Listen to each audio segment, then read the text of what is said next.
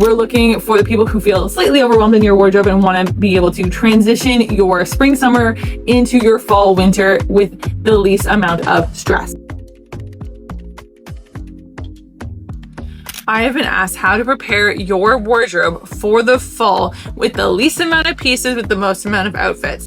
Now, basically, we're making a capsule wardrobe, but I don't want to call it a capsule wardrobe because it doesn't necessarily have any rules associated with it. So I'm not going to be able to say that you can only have 33 pieces, which is the original number of the capsule wardrobe. In Ottawa, Ontario, we have 4 very distinct seasons. We have the spring, summer, winter, fall. All of these together are going to be way too many things to be able to just do it in 33. If you are a minimalist, amazing. This video probably isn't for you. We're looking for the people who feel slightly overwhelmed in your wardrobe and want to be able to transition your spring, summer into your fall, winter with the least amount of stress.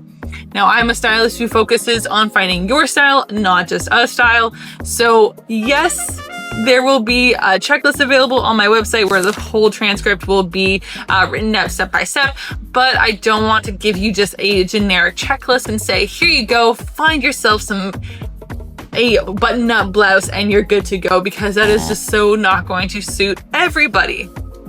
First thing I want you to do though is declutter your spring, summer pieces. We just went through this whole season. You know what you wore, you know what you didn't wear, you know what you were gravitating to. Let go of those pieces that are no longer serving you. So whether or not they got too small or too big, if they maybe got stretched out or stained or ripped or a million different things that could happen during the summer season that you just didn't feel comfortable pulling for. It's not to say that they are bad. It's not to say that it's not that feelings aren't going to come up when you let go of them. It's just saying that they didn't serve you this season and it's okay to let them go.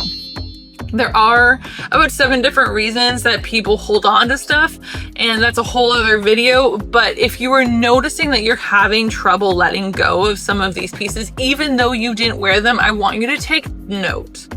What kind of words and phrases come up for you, and how can we mitigate some of those feelings so that you feel more in control of the wardrobe that you have and what's taking up space visually in your closet? Okay, so before you take this and you shut me off and you go, oh, Rebecca, like I just don't want to get rid of anything.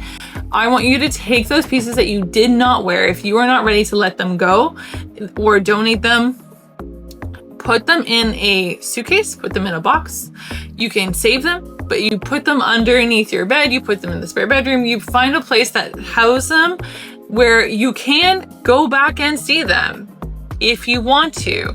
And then when you finally do feel ready, that's when you let them go. But the point is, we want to keep the visual clutter to a minimum so that you have an easier time getting dressed in the morning. And that's what's super important. So first things first, we let go of the pieces that we no longer need. And that's when you're going to start flipping your wardrobe. So when you start bringing out the fall and the winter pieces, the first thing I want you to do is actually hold on to the spring, summer pieces that can transition. Now, what we're looking for when we're talking about transition clothing are pieces that blend really well into that fall season. So things that would look good with high boots, things that would look good with sneakers, things that would look good with a denim jacket. So everything. Things that would look good in that more sort of like fall tone. So can you swap the sandals for your sneakers or for some high boots and try on a few different outfits? Grab your favorite fall pieces. So like I said, those denim jackets, those corduroy, like warm, cozy things. Maybe you have like a toque or a heavier leather satchel that you wear. Try placing and putting on some of these extra accessories that feel more fall with some of your favorite spring or summer pieces. See if you can kind of pull in some of that same style and get a few more wears out of them before we put them away for the season. Now, in the wintertime, will you be wearing a lace, like peasant dress? Probably not. Could you get away with it with a cool fringe bag and some high brown suede boots? Yes, absolutely you can. Because I want you to start playing with different aesthetics. So aesthetics are, if this looks preppy, if this looks boho, if this looks, there's a million. I can't just think of them. Rock, glam, anything else like that, try mixing a few of them together and see what happens. You might be surprised. So if you have a pair of shoes that you're like, oh no, that would never go with it, try it on. Try it on. What's the worst that could happen? You're talking to your computer right now. No one's going to see, no one's going to know. If you take a photo, then you'll have photographic evidence of what that whole look looks like. You can decide at that point if you like it. Now, as we're starting to, so we have a few transition pieces. That's great. We're going to hold on to those until we're time to retire them for the season. Then we're going to hold off on bringing in your super winter clothes. So the same as we're holding on to some of those transition pieces, we're going to do the same for the winter season. So there's probably going to be a little bit of overlap when it comes to what is for winter. So your parkas, your super warm fleecy things, your holiday pieces, all of those are still going to be away. Again, we're trying to create the least amount of visual clutter in your wardrobe by holding on to only what we're going to need at the time. I also want you to pull out and make accessible those fall accessories. So scarves, hats, toques, leather and sort of suede, like warm sort of bags and boots. Anything like that, make them easy to grab, because if they're not easy, you won't grab them.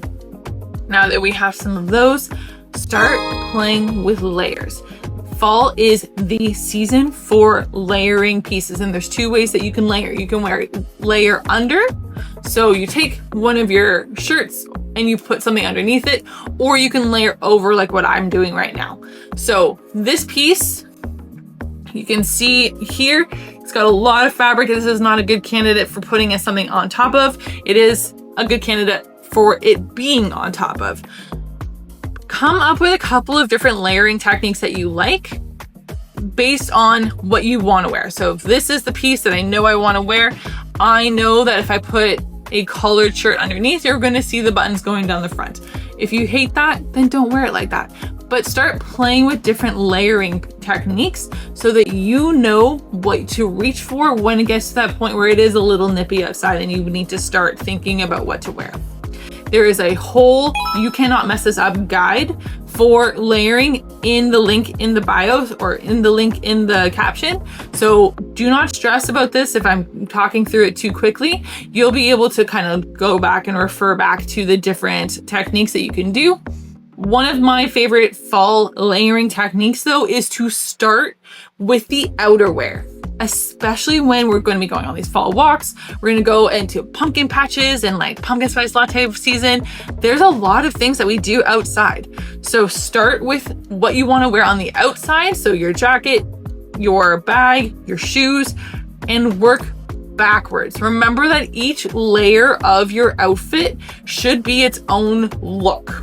And that's really important. So if you start taking layers off, you still feel put together. You don't want to have an outfit where if you take the layer off, you feel like you're wearing one less piece or one piece so that you don't feel put together. When you're putting together outfits, each layer should be its own outfit. And the easiest way to have an outfit feel intentional is by using the rule of 3. So 3 pieces to make a full cohesive outfit. It is really easy when you have that extra layer, the jacket or the scarf, to have that piece. But when you take it off, that's where people get tripped up or a little bit confused. You do not need a physical piece of clothing to be that third piece to have it feel intentional. You can do it with things like jewelry. You can do it with things like a belt. Different pairs of shoes will add its own level of interest. What you want to be doing is playing with 3 style theories at a time. So style theories could be texture, print, it could be color, different shapes. So the more interesting some of your shapes are, the less items you have to wear, because it's going to still balance out. We're always looking for balance when it comes to styling, whether it's with texture differences, so you have something really hard with something really soft. It could be mixing feminine and masculine items together. All of these combined will create different balances that you can play with to create a full and cohesive put together look. Something also like doing your hair or doing your makeup can actually act as that third element to make your outfit feel put together. So now that we've talked about decluttering, we've talked about layers, and we've talked about keeping your visual clutter in your wardrobe to a minimum, what we really need to talk about is how to set up your wardrobe so that you are always reaching for the pieces that you want to grab. The main thing for this is to take those comfort pieces and move them away. And I mean, make them more challenging to get to. So if you are in the habit of wearing leggings and sweaters or hoodies and you don't feel as put together, but you're really kind of struggling to reach for those blazers and those quote unquote nicer blouses, make those nicer blouses and blazers accessible, whereas making the hoodies and the leggings less accessible. This could be putting them in a separate bedroom. This could be putting them under your bed. This could be putting them up super high. Some place that you don't just roll over, grab, and pull. What you want to be doing is creating an environment that encourages you putting on the pieces that you really want to wear. Not letting go of the pieces that you want to keep, but holding on and making it easy for the pieces that you want to wear. I promise you with my whole heart that if you put your underwear on the bottom drawer of your dresser, you will still get them. You will still reach down and you will get them. I promise you. The same thing goes with hiding your hoodies. On those days that you want them, you will still go get them. I promise you. They will be there and they will be accessible to you. What is going to happen though, when you make something that you want to wear easier, you'll reach for it more. Because you'll have thought about it, because you'll have tried on a few of those pieces with your transition pieces, and you're going to make it easy to grab. So the whole thing about styling is playing and having that playtime ahead of time. So taking 4 to 5 hours on the Sunday that you're going to transition all of your pieces and try on different outfits. Take photos every single time you try on an outfit that you know you like and wear the clothes. The first time you do it, you're going to feel uncomfortable. I'm telling you straight up, you're going to feel a little bit uncomfortable. It'll be a barista that says, "Oh, I like your outfit today." It'll be your friend from work. "Oh, you look really nice today." That external validation will help you keep going. So step out of your comfort zone, wear the pieces that you want. If you need help, download my You Can't Mess This Up guide, and let's just go from there. And if you have any questions, please let me know. I'm always happy to answer.